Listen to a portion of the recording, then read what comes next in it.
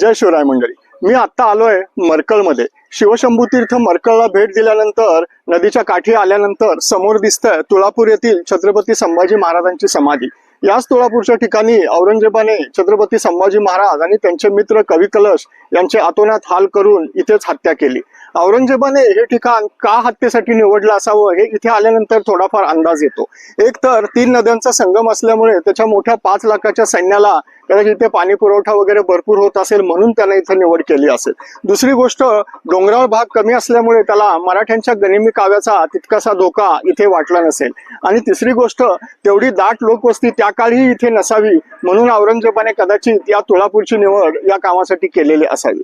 तर इथे कधीही आला तर शिवशंभू तीर्थाला नक्की भेट द्या. त्याचा व्हिडिओ आपल्या डॉक्टर प्रसाद ट्रॅव्हलिंग या युट्यूब चॅनलवरती तुम्हाला नक्की बघायला मिळेल. जय शिवराय, जय शंभूराजे.